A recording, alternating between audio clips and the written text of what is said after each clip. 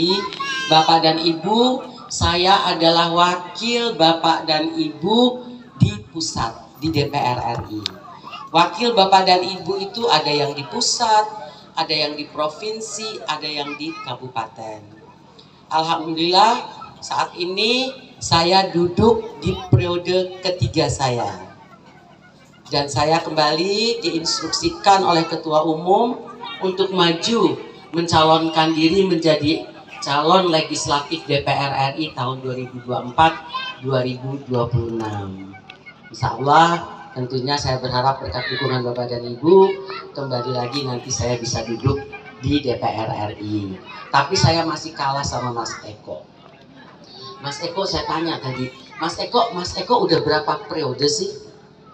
5 katanya. Waduh, udah lama banget ya, berarti dari kecil sampai besar 5 itu kan 25 tahun ya. Jadi dari umur berapa Pak? Mas Eko dari umur piro Mas? Masuk kepala desa? Bukan kepala desa, apa ibunya kepala desa DPR RI. Break dulu. Ibu jadi DPR RI. Jadi 5 itu termasuk di luar yang break. Oh, jadi memang masih muda sekali waktu duduk di DPR RI ya Mas Eko ya.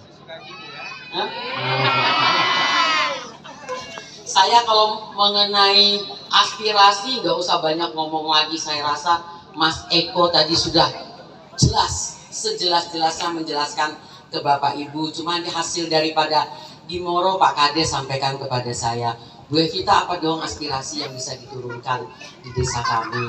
Ya Pak Kades kok baru ketemu, aspirasinya udah pada dibagi-bagi, saya bilang. Tapi coba lihat dulu Pak Kades perlu apa, yang gak besar-besar dulu deh, bangun gapura desa, kata Pak Kades. Kalau gapura desa saya bisa berikan tahun ini. Alhamdulillah sudah dianggarkan untuk kita bangun gapura masuk desa pada tahun ini.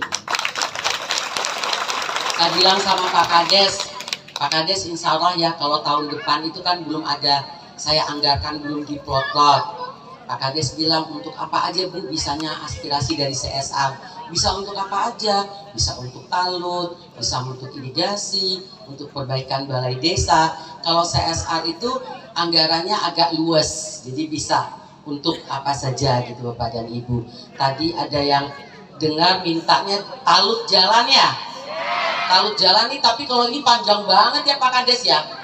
Aku paling kalau CSR itu cuma 1 titik 200 juta Pak Kades, ya kan. Insya Allah tahun depan saya anggarkan pembangunan talut. Yang penting daerah-daerah sini dulu ya Pak Kades ya, daerah-daerah yang menjelang ke jembatan ini jangan sampai nanti jembatannya sudah terbangun, banyak mobil yang lewat, yang ini ambruk, ya kan.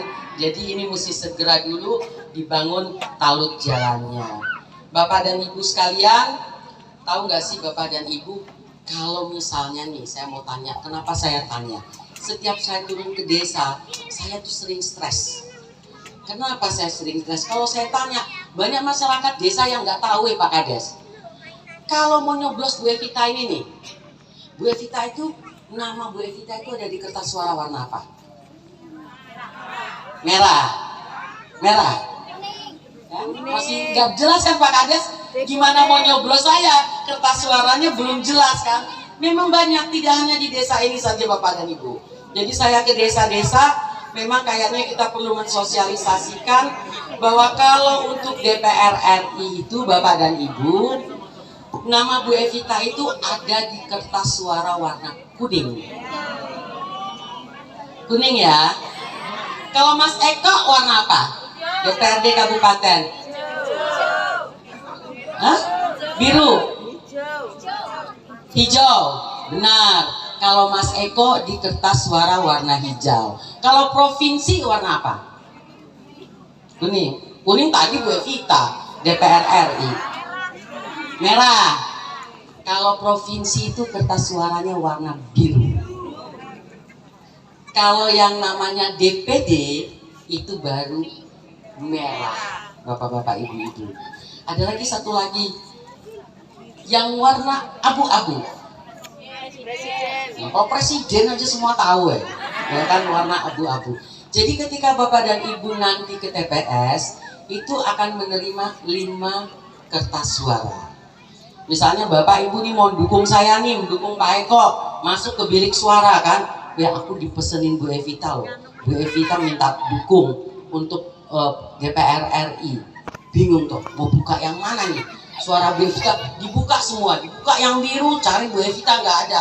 Kebuka yang hijau, Bu Evita nggak ada.